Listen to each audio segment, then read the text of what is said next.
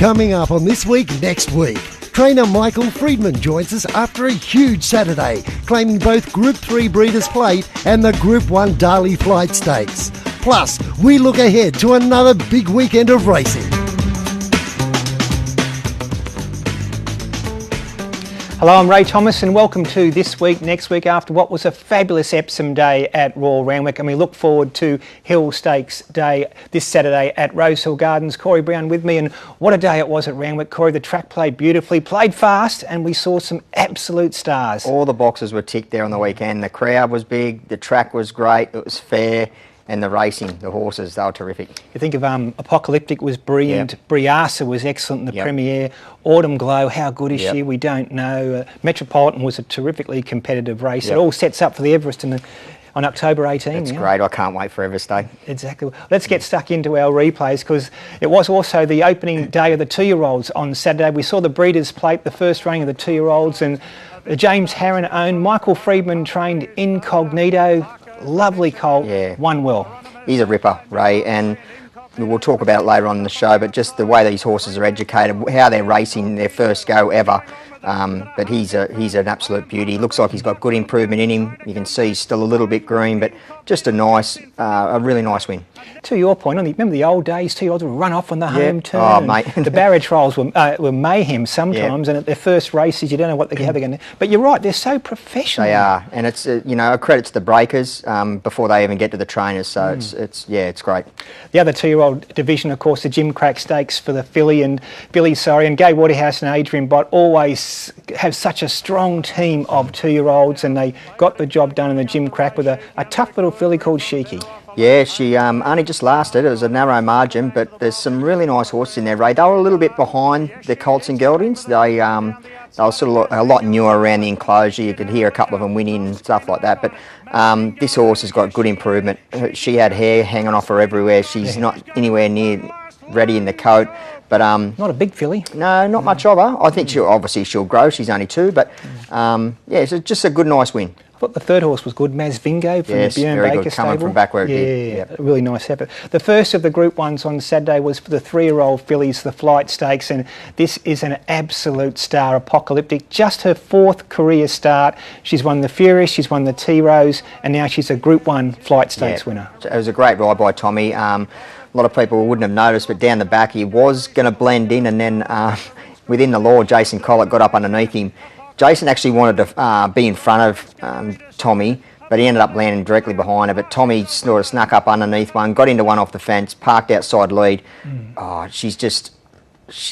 the sky's the limit for her. He rode her like she was the best horse in the race. She is probably the best horse in the race. He rode her with supreme confidence, didn't he? He did. Well, she must give him that feel, Ray. Like, he knows how much she's got.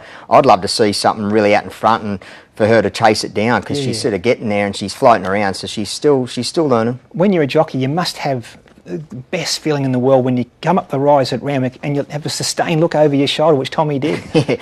It's very tricky. You're showing your cards when you do that. Exactly, yeah. On to the Premier Stakes. They don't often break 1 minute 8 for the 1200 at Randwick, but Briasa did. The Grey Flash is in tip-top form going into the Everest. The run of Jimmy Starr to finish second, closing sectionals off the charts. He's right on track for the Everest. I think we've seen Private Harry's Everest ambitions they're over now, but Briasa and Jimmy Starr, they're right on track for October 18. They're right on track, and they'll improve again on their runs there on the weekend. Jimmy Starr was terrific, but Briasa, the ride that Tyler gave that horse, it was just so much confidence in the horse. He knew he was going to pick up. He never really even got to him until about the 100-metre mark, but then when he pushed the button, he just charged away. So very exciting times going into the Everest when they're running like that. Exactly, yeah. Is he a little underrated, Briasa? He doesn't seem to get the headlines the other horses do. I think those two horses are genuine chances in the Everest. Jimmy Starr as well. Oh, 100%. Like luck in running, and at the moment we think we're racing for second, but things could go wrong. It's not. Briasa's got the right racing pattern. He can settle closer. Jimmy Starr, does he need to settle maybe midfield, not too far back? Not too far back, but I think there on the weekend, obviously he went back because he drew the outside gate, so he had to sort of go back, and the speed was genuine. The speed was a cracker up front, so look, if he can draw a soft gate, Instead of park front half, 3 lengths closer without taking him out of his comfort zone. Yeah, sure. Yeah, they'll both be hard to beat in the Everest on October 18. On to the Epsom, and well, the C word was being used liberally after this race, and that C word meaning champion, because I don't know how good she is. I don't think anyone really knows yet, Corey, how good Autumn Glow is. 7 starts, 7 wins.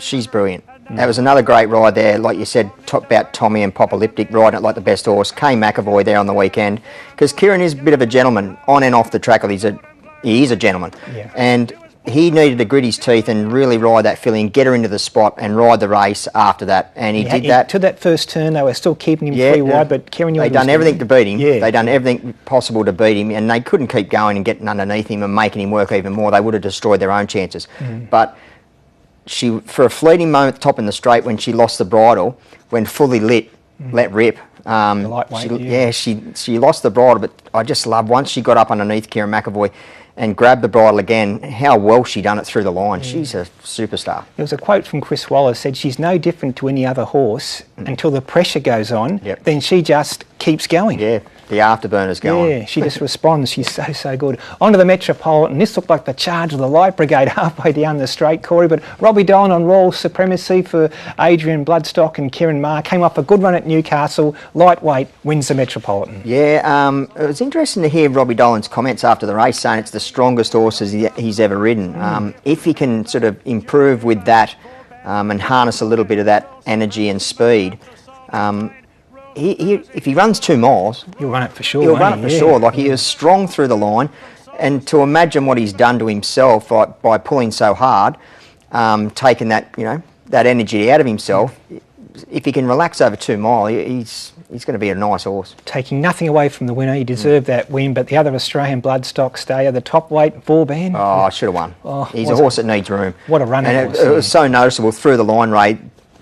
Timmy Clark was clipping heels everywhere. Yeah, it was a great run. Group 1 racing at Flemington last Saturday as well, the Turnbull Stakes, and well, he has announced himself as a genuine weight for age star. His name's Sedelius. He heads towards the Cox Plate and the Melbourne Cup as the horse to beat. Oh, I think he's the horse to beat, Ray. He was really good there on the weekend. And here's another one, just through the line, when you see these horses like going as good through the line as what they were at the sort of 200 metre mark, you've got, you're cooking with gas there. He was great. Via Sistina's run 3rd and a few knockers on her. I think back to last year, she just scrambled home in the Turnbull. This was the run she needed to have. When she got to the Cox Plate, she was ran a course record by 8 lengths. So anyone who's riding her off, it might be a bit premature. I wouldn't ride her off yet. No way. No, I think that's going to top her off. I think that run there on the weekend. Her form's so similar to last year. And she's right on track also for the Cox Plate. On to the Gilgai Stakes, and War Machine, the Stradbroke handicap winner, was resuming first up at the Flemington Straight. Not only did he win and win well, he put himself into the Everest, Corey. Becoming a damn good form race there at that Stradbroke. Yeah, the Stradbroke. I love these boys, the way they train. They've been going great.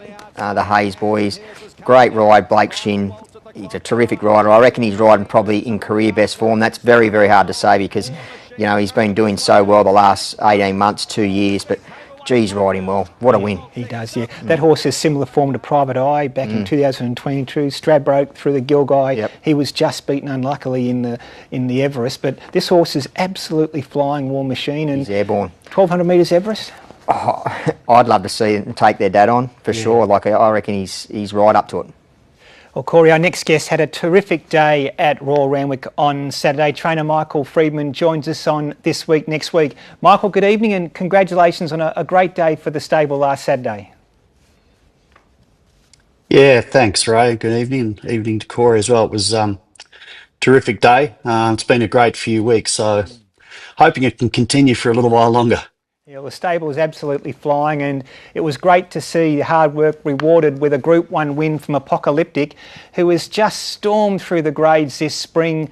She's a special filly, Michael.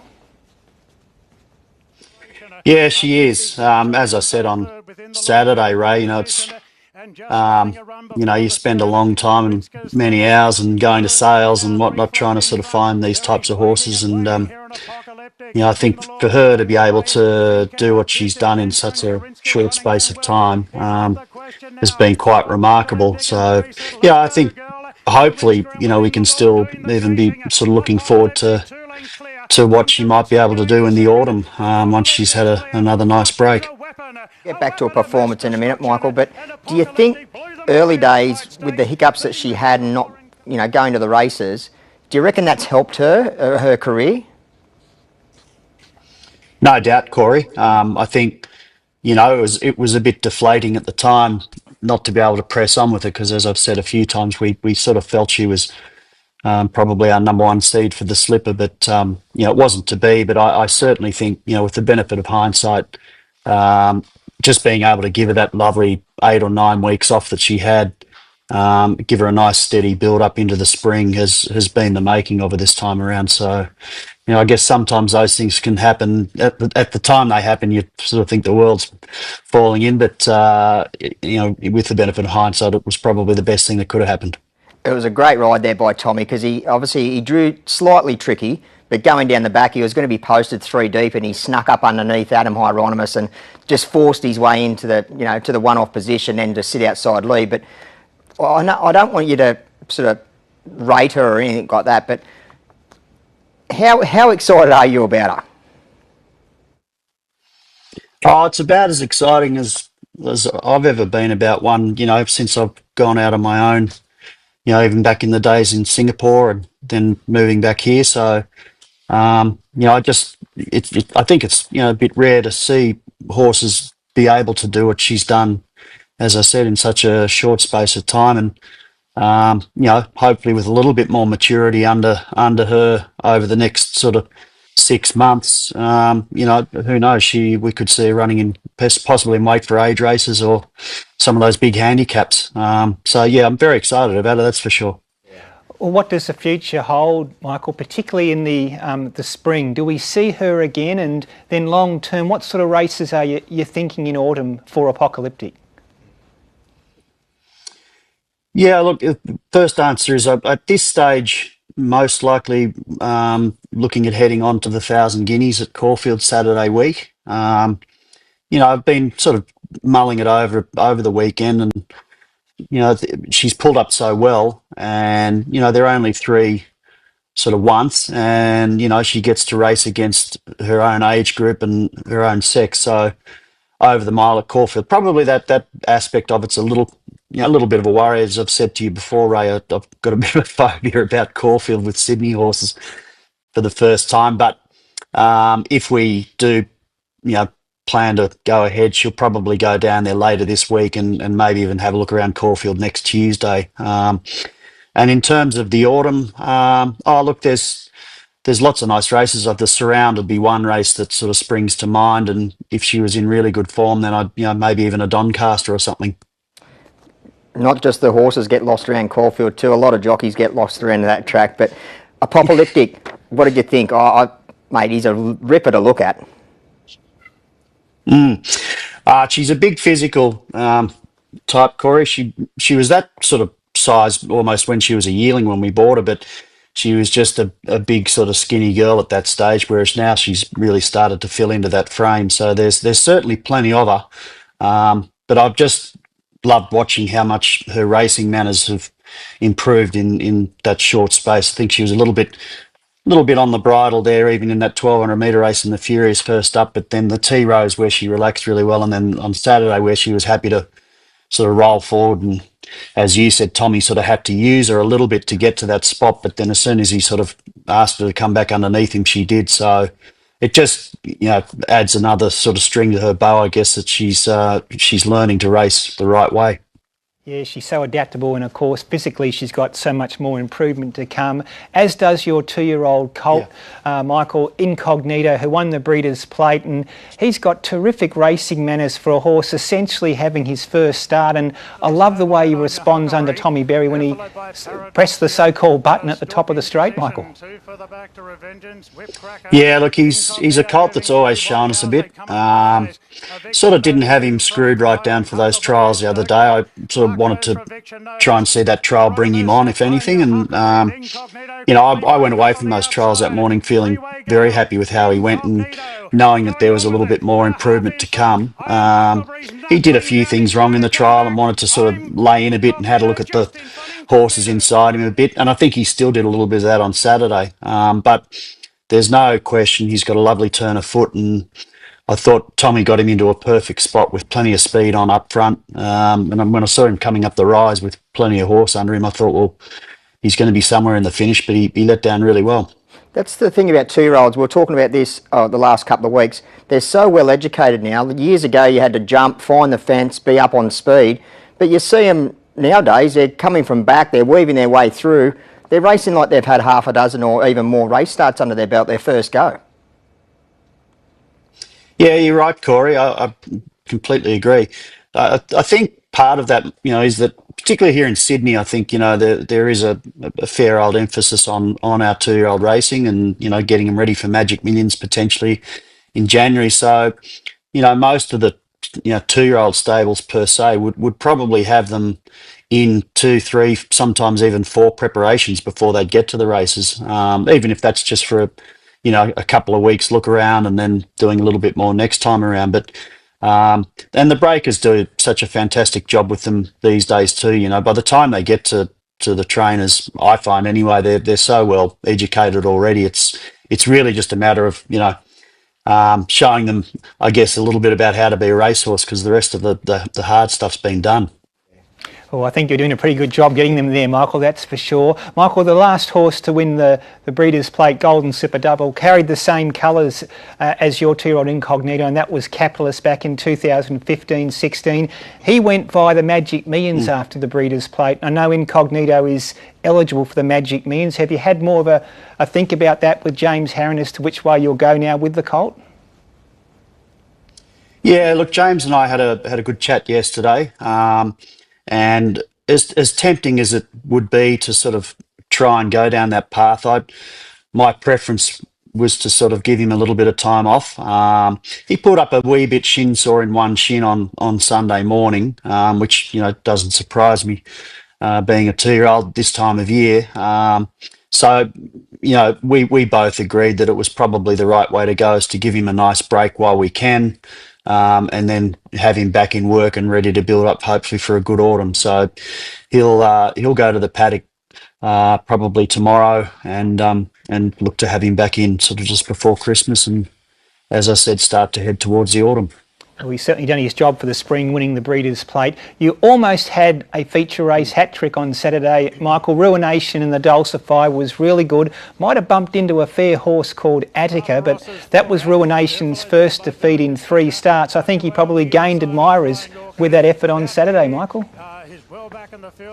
Yeah, he's a lovely colt, Ray. And as you say, he'd come sort of through the provincials where he won his maiden and won a benchmark 64, and that was a decent step up to listed company on Saturday in his first try at the mile. I agree with you. I think Attica looks to be pretty smart. It was a pretty good win watching the replay, and I know, sort of having spoken with the Godolphin team a few weeks ago, I ran second to that horse in a maiden at Warwick Farm with one of mine, and they sort of said, don't be disappointed, we've got a pretty good opinion of our bloke. So I think Ruination's a very progressive young horse.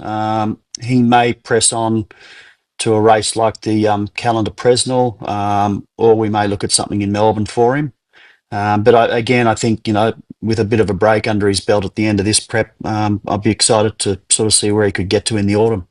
I love the horse. I think he's great. I reckon if they reverse the positions in the run, I'm not saying he definitely beats him, but I know he was beating a margin, but I think he got there too soon. But honestly, I reckon if you reverse the positions and let him chase for a lot longer, had a bunny to chase, I reckon it would have been a lot more interesting. Yeah, no, I don't disagree, Corey, and I know Tommy sort of made that comment when he came in. He was just hoping that, I think it was Cobra Club was the horse that he was hoping might take him a little bit further into the straight, but he sort of dropped off pretty quickly and left Tommy sort of exposed sooner than he wanted to be. And he is a colt that's still learning his trade a bit, and he does still get a bit looky, when he gets out in front on his own. So yeah, look, taking nothing away from the winner, he was very good. But I don't disagree if maybe we could have had that slightly longer cart into the race with something to aim up on. It could have been certainly a lot closer anyway. What about this weekend, Michael? We're back to Rosehill Gardens, and just recently we saw Mahuna resume, and she was brilliant in the Heritage Stakes, your Golden Slipper winner from earlier this year. Do we see her on Saturday in the Roman Consul Stakes, Michael? Yep, that's the plan. She'll take her place there, which will be nice being back to set weights. So I think she carries 54.5 against the Colts there on Saturday, whereas she had to sort of lump the 58 the other day. But I'm really happy with how she's come on from her first up win in the Heritage. She's had a good time of it so far, and looking forward to getting her back there on Saturday. She's one of those horses, she just gets the job done. What's she like around the stables? She's an absolute lamb, Corey. Yeah. She just, she gets, when she comes out to work, she likes to have a bit of a buck and a play, but around the yard, she's just an absolute pet. She's one of the stable favourites, even before she won the Slipper. So she's very straightforward, would rarely ever leave any feed, and just very professional. And I think I made the comment, I don't think she's a filly that's ever going to win by big spaces. She's just not that type, but she loves getting into a scrap. Even at track work at home, if you work her in company with something, she hates getting beaten in a gallop. So she's just got that really competitive nature. You almost ride her on a piece of string, couldn't you? Put her anywhere. Looks a lamb when she parades. She's great. Yeah. On the same day, Mahuna won the Heritage. Those colours were also carried to victory with Tommy Berry by Manal in the Golden Pendant. She's come up in great form this spring. When do we see her next, Michael? Look, most likely I'll probably wait till the invitation, which is still a few weeks away, but still have in the back of my mind maybe having a look at the Silver Eagle, which is the week before. But I'd say at the moment it's looking more likely we'll just give her sort of that month between runs and look at the invitation, because I just think 1400 at Randwick against mares, that's a track and distance she's won a Group 1 at, and seems to love that sort of 1400. I think it's probably the logical race for her. Golden Eagle, all going well? That could certainly be, a backup plan too, as if she was to, run well in the invitation, she could back up into the Golden Eagle, which I think is the week after. So a bit of water to go under the bridge between now and then. I'm not quite sure when you sort of find out whether you're going to get a run in the invitation. It'd be kind of nice to know a bit earlier, but hopefully she can get her place. Those runs on the day, they'll rinse and repeat those two races. And the colours and the rides and everything. Yeah, they were. Yeah. Michael, just one more. It was a horse that ran in the midweeks against the older horses, a 3-year-old San Giovanni. Gee, I thought he did a good job. Are you going to keep him going, and maybe is he a spring champion horse? Yeah, potentially, Ray. He's entered for the gloaming on Saturday, and the plan was to run him, as we did last week, over that track and distance, just to give him a bit of experience there and against the older horses. And I thought he did a creditable job. It was a big step up from where he'd been racing. So very happy with how he came through the run. I think it's brought him on a little bit fitness-wise. So, yeah, we'll head to the gloaming on Saturday, and, if he can run well there, then it'd certainly keep the spring champion in mind a fortnight later. Fair enough. Well, Michael, the stable is absolutely flying. Congratulations. Hope it continues right through the Spring Carnival. Thanks so much for joining us on This Week Next Week. Pleasure, Ray. Thanks, Corey. Cheers, mate. There's Michael Freedman having a great run. Oh, they're airborne. They're absolutely airborne. And the thing about fillies like Mahuna and Manal's sort of a bit more exposed, but Apocalyptic, they're so lightly raced, Corey. The best is ahead of them, That's why I asked him about the break that she had. Yeah. She had to have, because it's definitely adding value, to their career. Exactly. Well, Saturday we are back at Rosehill. It's Hill Stakes Day, and a couple of years ago, a very popular mare called Montefilia, ridden by Nash Rawiller, won the Hill Stakes. Huyamel to length in front, they're swooping, Huyamel being gobbled up by Montefilia. Montefilia over the top, ran past Huyamel to win it. I see this life like a swinging vine, swing my heart across the line, in my face is flashing signs. I see you got all this stuff. Now Switzerland starting to knuckle down on the fence. Spirit of Welsh run a race by the looks of it as Coleman starts to run on. Here's Switzerland bursting up the inside. Switzerland went up to join Yoshinobu. Oh, Switzerland pulling away. So much better behaved today. And Switzerland runs away with the Roman Consul.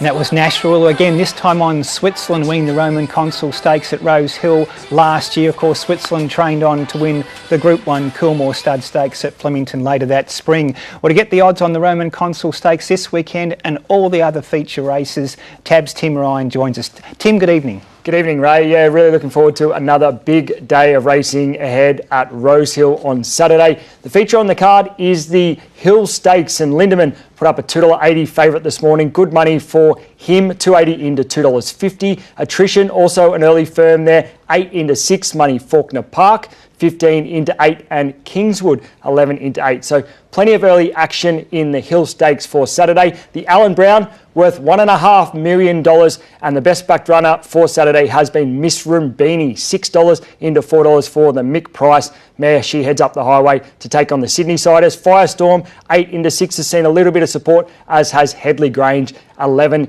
into 8. The Tap Craig for the 3-year-olds over the 1500, and Estremo, an early firm there, 450 into 350, and Farnicle, also 450 into 350. They're the two best backed at the early stages of the Tap Craig betting. The Gloaming Stakes getting out to the 1800 metres on the road to the Spring Champion, and Within the Law looks to back up from a nice run in the Flight Stakes last week, 350 into 3, money for her. Also early money for Shangri-La Boy. Only won a maiden at Rosehill last week, but 8 into 6. It is also an early firm in the Gloaming Stakes. The Group 2 Roman Consul, we saw Switzerland winning it last year, should be another good addition of the race. 250, my early favourite Mahuna in front of Beedman. The early firmer there is Grand Eagle, 11 into 8. Looking ahead to the Tab Everest, and I actually firmed Kaiying Rising this morning, 160 into 150. Actually some multis through Brisbane winning the premiership into Kaiying Rising made him an even worse result, so I had to turn him off. Saturday's runners there, Briasa, 11, Jimmy Star, 15. I left them. A firm on Saturday for War Machine, 34 into 21. He gets a slot. Looking at the King Charles, 350 each at 2 for Fangirl and Pride of Jenny. Interested to see Kale Wolf. He'll appreciate the fast pace. He won it last year. $15 and a firm there for Pericles into 11. The Kosciuszko is really starting to take shape. We've got all 12 slots there, and a bit of money over the weekend for Boston Rocks. He was a bit of an eye catcher there on Saturday, 15 into 10 money for him. And the Golden Eagle, well, I had to firm Autumn Glow, $2.80 on Saturday into $2.50. She looks to have that race at her mercy in front of a couple there at $6. Angel Capital, Panja Tower, and Lady Shenandoah. Which horse are you taking on this weekend, Tim? Well, I didn't really want to take on Lindemann in the Hill Stakes, so I'll go to the Allen Brown. There's been a ton of money for this Victorian mare, Miss Rumbini, 6 into 4. I think she's a little bit too short now. It'll be a big capacity field. Plenty of hopes there. $4 seems skinny. Thanks so much to Tim Ryan. And looking ahead to on New South Wales racing this week, going into Rosehill on the weekend, plenty happening on Tuesday. We're racing at Newcastle and at Goulburn, 2 big meetings there. On Wednesday, we're back to Kensington meeting at Randwick. On Thursday, Hawkesbury and Orange racing. Of course, on Friday, we get to Port Macquarie, and then on Saturday, back to Rosehill Gardens for the Hill Stakes. Kembla Grange is our provincial meeting on Sunday, Canamble Cup Day, and Queanbeyan racing as well. And of course, tomorrow morning on Sky Thoroughbred Central, live at 9 a.m, is that crucial barrier trial where we get to see Kaiying Rising for the first time. Corey? I think there'll be a crowd there like a race day, midweek race day. Which horse are you with this weekend, Miss Corey? Rumbini for me. Taking on Timmy again? Me and Timmy again, head to head. Fair enough. For me, I think this might be Lindemann's chance to get the job done in the Hill Stakes. On behalf of Corey Brown and I, thanks for joining us on This Week. Next week, we'll see you next Monday.